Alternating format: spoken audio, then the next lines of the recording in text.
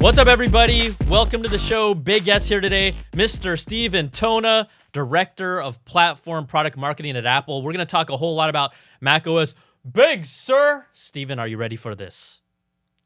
Born ready. You know, you are obligated the very first time you say that special word. I would like you to do your best effort to kind of belt that Big Sur. It's kind of like a requirement when we do this podcast. Is that okay with you? 100%. All right.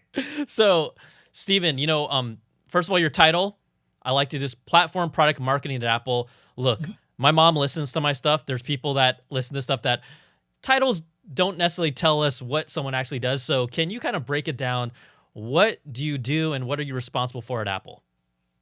Absolutely. Yeah. So the platform product marketing piece is, my team is responsible for kind of 3 of Apple's software platforms from a product marketing perspective. That's macOS, Big Sur, iOS, yes, and iPadOS. So, we look after the product marketing side, both helping us message, do things like WWDC, the keynote story, as well as, helping us figure out what should we do next from a software perspective, and working very closely with our engineering teams. I would say you guys are pretty busy every year. Yeah, you could say that. We have things to do from time to time. Just a little bit. So, before we dive in here, because, the cool thing, thank you so much for your time and hanging out, because we're going to jump into macOS Big Sur. We know there was just a recent release with macOS Big Sur 11.2. So for people that are listening, it did, it took care of some improvements, fix a few little bugs here, external displays that might have shown a black screen when connected to a Mac Mini M1 using an HDMI to DVI converter. That gets fixed. Some Apple Pro RAW photos in the Photos app may not have saved those changes. There's a few others. So just to let people know, right, you've just released a new version of macOS Big Sur, but overall we are about a little bit after 2 months. What has been the overall response to Big Sur? What are you hearing? Yeah, it's a great question. Big Sur, huge release for us, right? Biggest redesign for macOS since macOS 10, right? That's going back a long way, and we're really proud of the design. The response has been fantastic. And when you change the design of something as fundamentally as we did, and when I say fundamentally, I mean we went throughout the entire OS and really, redesigned everything from the look of apps to the buttons to the features that our users use. It's something where internally we loved it. When you change it, you're not sure what the response is going to be. You hope it's great. But when you change things, it can be nerve-wracking for customers. And I think in this case, the reception has been overwhelmingly positive. People love the new design. It's fantastic. And I think what our design teams did is struck this really great balance of a whole new modern look for macOS while retaining that familiarity that they're used to. So they can jump right in. They can upgrade to Big Sur on their existing Mac or buy a new M1 Mac that comes with Big Sur and feel right at home. It's the Mac they know and love with a whole new look. And I think we're really proud. And there was a lot of work that went into ensuring that balance of new and familiar. Yeah, honestly, people that have seen my review and have heard me talk about macOS Big Sur, I love everything about it cosmetically. Even the fact that you guys played around and changed the sounds. Now, some people, I love the sound. It in a weird way, and I know you guys have talked about this, maybe it might have been controversial behind closed doors of what sounds do we actually use, but it does make it feel new as well. When I heard it for the first time, I'm like, oh, that's new. And my brain all of a sudden says, hey, that's new. Internally, when you guys talked about this, it's absolutely beautiful, and it strikes that really hard balance of like moving forward, being modern, but not getting rid of the past. How did some of those conversations internally happen, maybe around the sounds? Did you have any input or say into any of the sounds? As you know, and I think as you point out, and in fact, in your review, I love the fact that you gave a call out to the sounds, because the sounds themselves are as key to the experience, as anything else. And we, like everything else, we sweat the details on this stuff. And so we wanted to pair this new visual look of Big Sur with some great new sounds. And what I love about the story of the sounds is, for a lot of those sounds, we actually took the original recordings of the sounds that were there before Big Sur, and we modernized them. So they have the heritage of the original sound, but they have this modern new sound to them. And I think I love that story because I think only Apple would go to that level of detail to really make things feel great and while retaining the heritage of the original sound. And we're extremely proud of how those come out. And they're very delightful whenever you hear them. And to your point, when you hear them, you know it's new. You know it's Big Sur. Or Big Sur. I only said I would make you say that once, so I won't make you say it twice.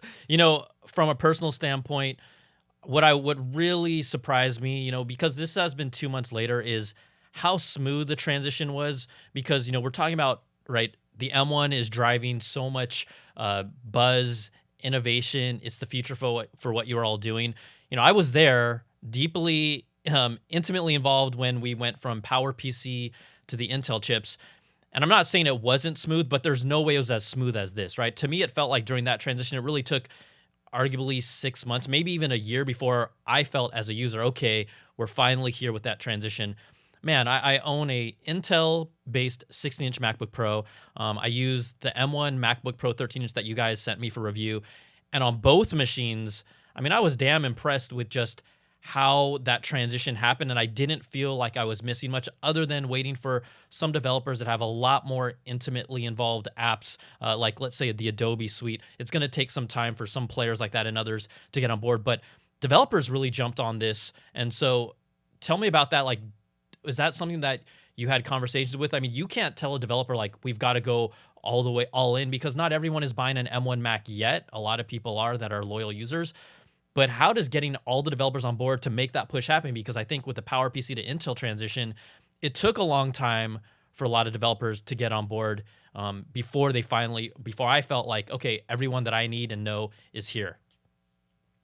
It's a great question. And the transition, which you kind of talked about early on, is something that we've been working on for a long time, right? One of the most important things for us is making sure that transition is as smooth as possible for our customers who go from their Intel Mac to their M1 Mac. And we wanted to make sure that that was as smooth as possible and no hiccups. And that's something that we really poured over. And that part of that story is Big Sur, that when you jump from Catalina to Big Sur, to making sure that's a familiar experience. And then just as important there is, as you note, do your apps work? Can I get one of these amazing new Macs with an M1 processor and run my apps day one? And so that was a key part. And as you know, we have three classes of apps. And actually what I love about the M1 Mac story is this is the largest collection of apps we've ever had for the Mac. We have universal apps, right? Those are the ones that you mentioned are optimized for M1 and take full advantage of the processor.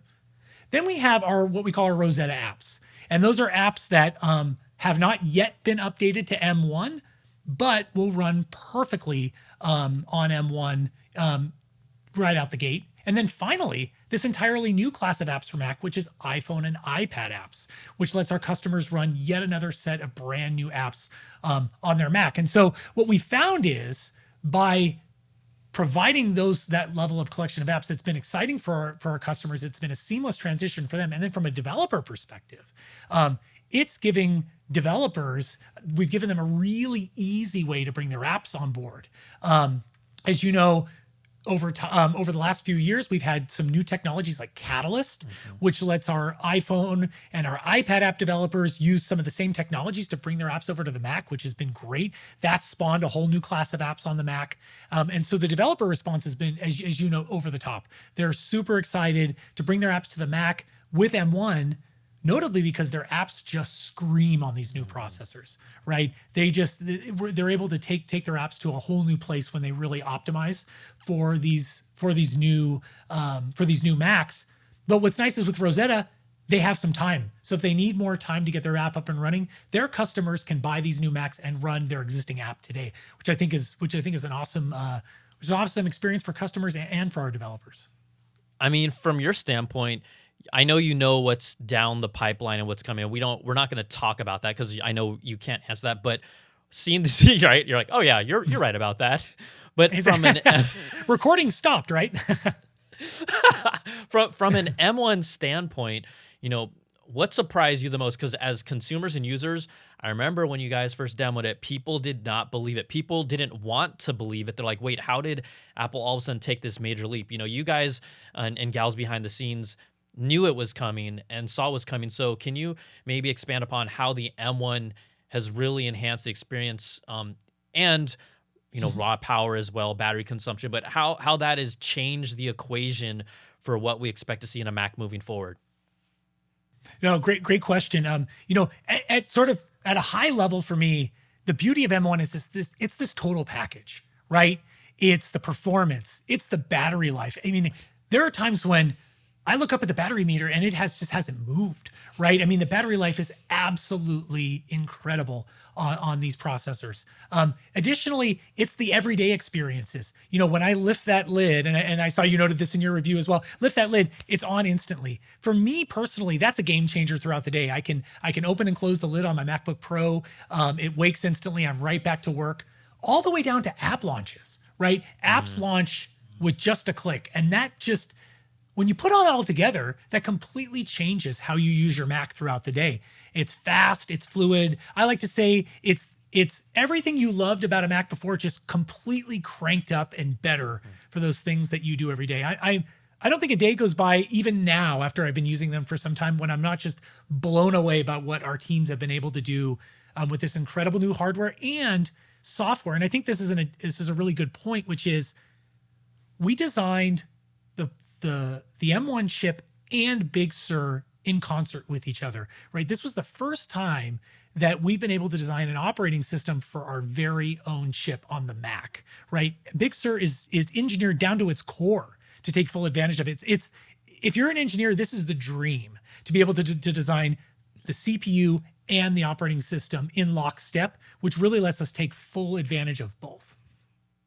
With the M1, I mean, look, it's an experience that I can feel the difference just in the smallest things when I'm on a MacBook Pro 13, and then I go back to my fully loaded 6-inch Intel, and I'm like, dang, like it feels like, it sounds so, whatever, this is first world, like realizations, but it feels like you're going back in time on a 16-inch fully loaded versus a 13-inch M1 MacBook Pro. Now, the thing that also, obviously not everyone can have an M1, and we know that macOS Big Sur supports some machines even as like late 2013. So some people that are listening are going to be like, hey, I don't have an M1. I don't have a 16-inch MacBook Pro. Are there any things that, we know that the experience is obviously trying to bring up as many Macs, and the fact that it can go as far back as a 2013, 2014 is pretty awesome. But maybe are there things that you could tell the audience that they might be missing in macOS Big Sur from those earlier machines compared to the modern ones? Because we could, go over the modern ones all day, but there's a lot of users, and especially my community that follows my work, that has Macs from all different years. No, it's a great question. I'm glad you brought it up, because the beauty of what we've done with Big Sur is our customers on our Intel Macs, they get that same experience from a features perspective. They get the new design. They get the great new control center, the huge update to Safari, the new look of apps, the new widgets. They get that full experience. The same as our customers on M1. Clearly, because M1 shares the same chip architecture as iPad and iPhone, you will only be able to run iPhone and iPad apps on a Mac with an M1. But other than that, the features are the same, which is great. And you hit on another thing that I think is worth talking for a minute about, which is about how many Macs we are able to support with Big Sur. Our team works really hard every year to support the widest range of Macs possible with macOS. We want the most customers as possible to be able to experience all of the new features, technologies, and security benefits that we bring in our major OS releases. And this year was no exception. As we have Macs dating back to 2013 and 2014 that you're able to install Big Sur on, which we're extremely proud of, and we know our customers love that too. Now, this is not a I gotcha question, but had been some reports about some of the like late 2013, maybe mid 2014 MacBook Pros, 13 inches having some, not everyone, but obviously, right, we sometimes hear about issues that happen, like a potential like getting stuck on a black screen. Do you know if or may or may not, if that has been addressed or resolved with 11.2, or you know, are you aware of the issue that people had kind of talked about?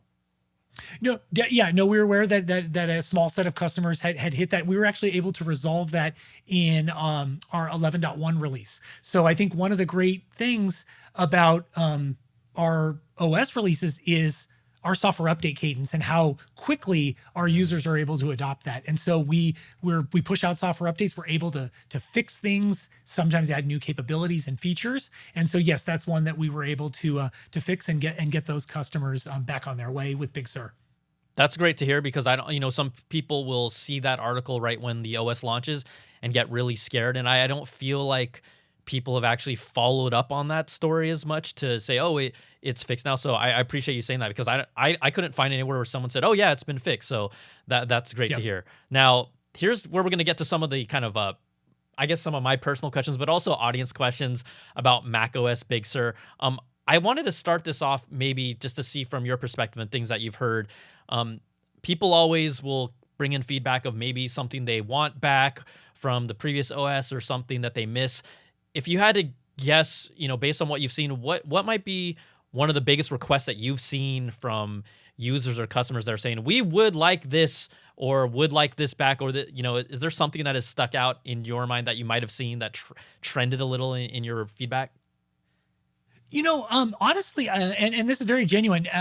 Actually, the answer for me is no, and mostly because I think we have all, in addition to being able to strike this balance of new design and familiarity, you know, we're also, you know, work really hard to make sure that the features that our customers use kind of continue on. And so in a lot of ways, what we're able to do is bring our customers forward, and not changing things on them, but while also adding new capabilities that they can take advantage of. And that's something that I think, you know, we work really hard. We make sure that that we don't, you know, remove things unnecessarily that we know our customers are using. And that's something we talk about day in and day out. And if we do make a big change, it's because the change we're making, we think, is better than what we had before. And we think our customers are going to love that. And that's an area that, again, we work really hard on internally, as we look at, you know, new releases that we're working on in development. Okay, there were, this is the one that I saw the most in my comments. People had asked me, and they wanted me to ask you, where is the calculator widget app? Will it be coming back? Like, I had multiple people like say, I use this all the time, I need it back. Do you have any information on that, or have you heard that? No, by the way, I love that people ask that. So I think to answer that, I think it's this is actually a good opportunity to talk about the new widget design. Right. So as you know, we redesigned our widgets on iOS and macOS this year. They have a beautiful new look, edge to edge design. They also were designed to be very data rich, and we envision these widgets really as all about glanceable information, quickly getting information at a glance. Right from Notification Center, right from the home screen on your iPhone or iPad, and so. And we really optimized for the glanceable case.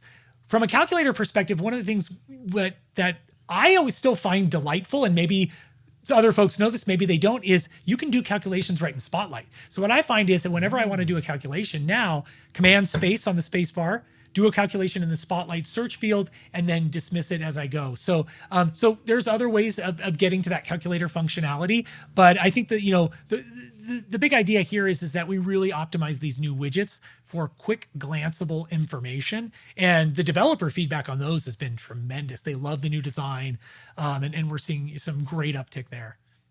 All right, everybody, you heard it here. Use the Spotlight bar. You know what? Quite honestly, I remember hearing that in the past, but I never thought about that to use it. I mean, I just honestly, quite honestly, I just pick up my phone. I treat my phone like my calculator kind of now. I think I'm not the only one, but that's good information for all those people that asked. Steven gave you your answer. All right. The other thing is, and by the way, also, of course, we have the calculator app. That you could put in your dock. But I think Spotlight's a great accelerator for that. Yeah. The other thing, this is a question that I had. I know I talked about it in my video. quite honestly, the fact that it was my biggest criticism of macOS Big Sur tells you how much I love Big Sur. But I talked about the icons, and this is such a nitpicky Apple user thing where I said, some of them are kind of like too much shading. And yeah, you got this vocal community that's probably really small that's like, I don't like the icons. What is your response to that? Because I thought it was really interesting how when Apple first released kind of an early build of macOS Big Sur, and in the system preferences, people like were, for whatever reason, very distraught and didn't like the battery icon in the battery manager. And you guys did actually change that. So from an icon perspective, I mean, I know you hear this stuff. How much does it weigh into if you decide to change it or not? I mean, I like the cleaner iOS flatter look, and some of your icons are very flat, but some of them have shading on it. Is there any story behind that? Or I don't know, people just want to know about this stuff. No. By the way, I think the icons are one of the most iconic redesign elements of what we did in Big Sur. And our design team really went deep on these, right? It was that really thoughtful and careful consideration. Anytime you change something as iconic as app icons, as they are on macOS, they are definitely done, in a very thoughtful manner. And we thought deeply about this. And where I think we netted out on this, and which I really love, is they have this beautiful uniformity and consistency across our devices, which, a lot of our customers come to the Mac having owned an iPhone, go between iPhone and Mac throughout the day, and it really gives them that familiarity. But they also retain the heritage of what people love about Mac icons, right? They're detailed. They have little Easter eggs in them, like the mail icon has the return to address on them. So just like everything else where I believe we really struck that great balance in the design, I think the icons are almost the embodiment of that, right? Again, the heritage of the Mac with that consistency of look, and I think they came out just beautiful and just perfect for the Mac. Okay, Steven, you know where I'm going with this. We talked about the icons. They look a lot like iOS icons. It feels, even playing around with the control center and notifications, it feels like macOS Big Sur if you guys decide to pull the trigger. And some people love this and some people don't. It's just begging for me to touch those icons. They look just like iOS icons. We have sliders in there that I feel like, man, this slider up here in the notification center, that's for my finger. That's not for like my mouse. So to what degree, I'm trying to ask this question properly so I get some level of an answer. You guys do experiment, look at everything. To what degree have you even played around with the idea? I'm not saying you're bringing it, but played around with the idea of touch in macOS. So, we don't talk about, future Correct, stuff, of course, correct. But I actually think this is a good conversation around, the design itself. When we design for the Mac, we design specifically for the Mac, meaning mouse and keyboard input. And that's how we optimize the UI. Just like on iPadOS, we optimize for a touch-first experience, and for iPhone, we optimize for that multi-touch experience. And really, this was all about making our mouse and keyboard-driven experience even better. But what you also are noting is that, and this again comes back to that familiarity, there is a lot of consistency in that experience across devices, and then even at the app level, so that if you move from Mail on iPad to Mail on the Mac, you feel right at home. And I think you can carry that through a bunch of app examples. And so the goal is to really, where appropriate, maintain that consistency, but of course, make sure that we're always optimizing it for the ways that people use a Mac, right? We've got, the way the toolbar works with all the buttons in the app toolbar and the menu bar, et cetera. So that's really that's the honest truth, which is it's really what it's all about, is delivering the best possible experience for how our customers use a Mac. Have you ever, subconsciously, because we play with all these devices though, have you ever accidentally reached and touched your Mac screen? Come on, Steven. I can tell you that I've definitely seen my kids do that, for sure. I'm asking you. Growing up in a different, it's funny. For me, I will tell you this. I definitely put myself, when I'm in front of my Mac, I'm in that Mac state of mind. Maybe I'm an outlier in that case, but I'm in that Mac state of mind. I use it, as intended, and then I switch to the iPad, and it kind of changes modes for me as I change devices. And I think that's actually a testament to how our design teams and how our engineering teams have designed the features to really bring out the best in each of those devices, right? That you really, when you're on there, you want to use it as it was intended. And I think there's a lot of work we've done to make sure that that is unique on each one of our devices from the OS perspective. Steven, you're a good man. You didn't even crack. I just asked personally if you've ever done it once. If you ever did it once, because he's like, I know the headline. The headline's going to be Steven Tonna, head of product for macOS, touches his Mac. I'm just kidding. That's not what I was trying to get you to do, but job well done. All right. Here's the other thing. We know. Hey, you got to do your job, right? That's what I'm saying. The people will appreciate it. Obviously, again, this is not to tell us what's happening in the future, but we know we've heard the touch bar rumors. Okay, fine, whatever. We're not going to talk about that. But specifically, can you expand upon maybe how the touch bar software can evolve? Because for me, there's a lot of people that love the touch bar. There's a lot of people that don't love the touch bar. I thought it was more heavily weighted anti-touch bar, but now that I've kind of talked to a lot of people and gotten response and whatever run fun polls, it's more even than I thought, right? So you have people that still love the legacy keyboard, people that were excited about what the MacBook Air when it removed it, or brought back kind of the quote unquote more traditional function keys, and people that absolutely love the touch bar. So where can the touch bar evolve software wise?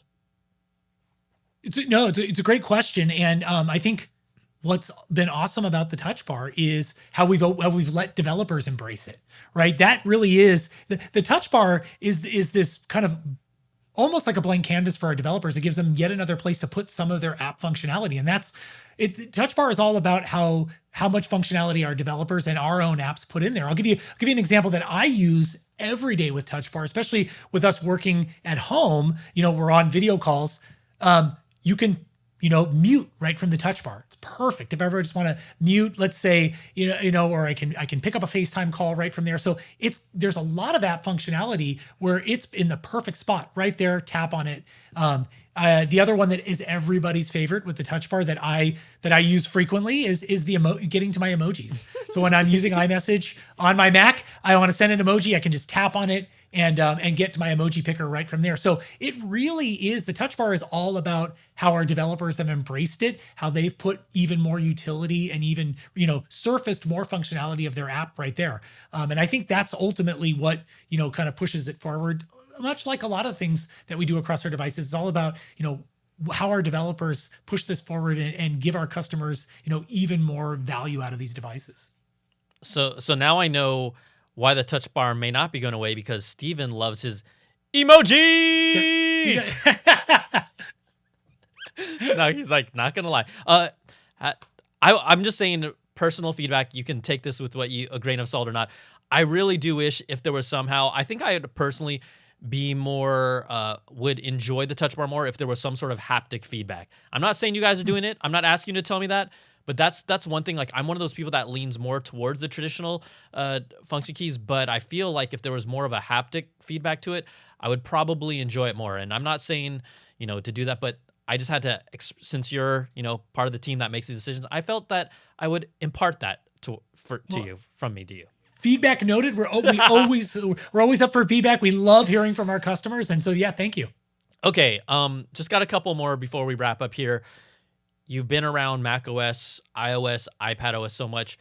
Was there any, and this is not you revealing any secrets, because what I thought was really unique recently is that there was an interview where the AirPods Max team was pretty transparent. They actually said that they tried using touch controls, but they didn't feel that they were effective, so they went with that digital crown. I'm like, wow, I don't remember the last time Apple has really kind of outright said that about a flagship product in an interview. So I'm not asking you for something like that, but was there maybe any feature that you wish for that hasn't made it yet? This is not revealing anything, but is there any feature in macOS or something that you'd like to see yourself?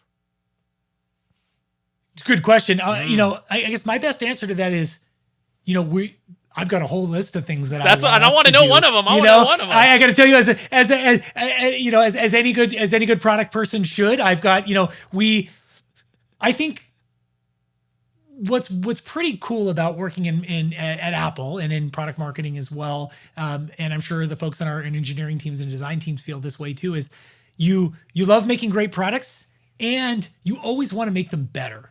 Right. And I think that is, that's just what makes working at Apple great, is we all want to just continue to make these amazing products even better. We're never satisfied. Right. And so, yeah, I can trust me, everybody at Apple has a list a mile long, and it's honestly what keeps me coming in every day is how passionate people here are about continuing to not staying steady, right? To continuing to push forward and to make things better. And so yeah, I'll leave you with that. I have a long list, you know. If you want to hold it up on the screen right now, I'm more than willing to take a look at it. I'm more than willing to give you feedback as well. Okay, just for future reference. Future reference. All right. You know what? Again, the M1 is really driving so much of the hardware innovation that then translates over to software innovation here. And I know it can go both ways, but I know that you've seen a lot of stuff. We've heard a lot of things. What maybe can we expect to see? With the Mac moving forward, since we're talking about macOS Big Sur, what can we expect to see? I think I really do think we said it best when we introduced the Apple Silicon for the first time at WWDC, and then when we launched our M1 Macs in the fall, this is a new era for the Mac, right? And I think that's such a key thing is that we are always, we love the Mac, and we with this transition to these new Apple made and Apple designed chips, is we are entering into a new era for the Mac. We think this sets us up so well for the future, both on the hardware side and to innovate on the software side, that there's some exciting times to come here. All right. Well, Steven, I want to say thank you so much for your time. You are a great sport. You did the duck, dodge, dive, weave, like really good. But I really appreciate the candor, because, it really helps a lot of the customers that are listening to this for the first time to hear from someone like you just talk about Apple and macOS and some of those things that you revealed. So I just want to say thanks. That was really great, and just really appreciate the conversation. And hopefully this didn't scare you away or any other future Apple employees from jumping on and talking with me. Hopefully, I don't know. You can tell me. No. I appreciate you. Yet those are amazing questions. And I always love to, it's always a privilege to be able to talk to you and your viewers. I think it's such a great thing that you do, and I hope this was helpful for you. Oh yeah. No, it was super helpful for me. I know people are gonna love this. So just want to say thanks again for your time, Steven. Appreciate it all. It's good stuff. Yeah, thank you. Appreciate it, Brian.